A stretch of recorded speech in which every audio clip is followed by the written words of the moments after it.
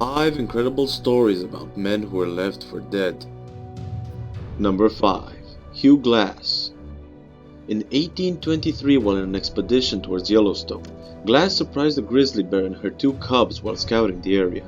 The grizzly attacked him before he could fire his rifle. Using only his knife and bare hands, Glass wrestled the full-grown bear to the ground and killed it. The attack left Glass's ribs exposed and other severe wounds over his body. After bandaging all the wounds, his fellow trappers took his knife and gun and buried him alive with a thin layer of dirt and leaves.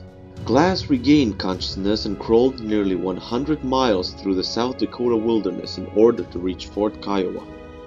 Along the way, he encountered Native Americans who helped him with food and gave him a bear hide to cover. It is said that he once scared away a pack of wolves just to eat a fresh buffalo kill. Glass spent 9 months hunting down the ones who abandoned him in the wilderness, but he decided not to kill them. Number 4. William Thompson.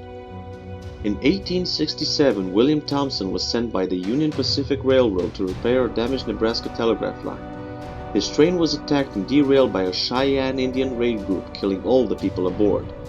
William was shot in the shoulder and took to the ground and scalped. Because of the shock, he fainted but didn't die. Eventually, he recovered and found himself covered in blood and saw the detached portion of his head lying next to him. Doctors were unable to reattach it, so William preserved the specimen and put it on display for money. Number 3. Jacob Miller. In 1862, during the Battle of Chickamauga, Jacob Miller, a Union soldier, was shot in the head by the enemies and left dead by his company. Jacob miraculously recovered and found out that he was left behind the enemy lines after the Union's army had retreated. He managed to get back to his army, but the doctors refused to operate on Miller, saying that he would eventually die anyway and did not want to cause further pain. However, Miller fully recovered and lived for over 50 years. Occasionally, lead fragments were falling out of the hole left behind.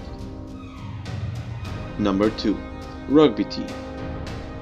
In 1972, a Uruguayan Air Force plane carrying a rugby team crashed at 13,800 feet after hitting an Andes peak. The survivors made a shelter from the wreckage and camped 11 days before finding out from a radio that the searches had been cancelled.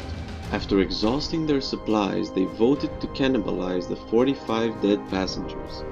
With no hope of being rescued, Nando Parado and Roberto Canessa decided to climb the mountains in order to search for help. After 10 days, they found some help. The remaining 14 survivors were saved after being declared dead for over 72 days. Number 1. Samuel Whittemore. At the age of 78, Samuel Whittemore, the oldest colonial combatant in the American Revolution, ambushed British forces by his own. He killed one passing soldier with his musket and shot 2 more with his pistols. He then hid behind a wall at his farm waiting for the enemy. As the British arrived to his position, Whitemore drew his sword and ran towards them, but he was shot in the face and rammed with bayonets.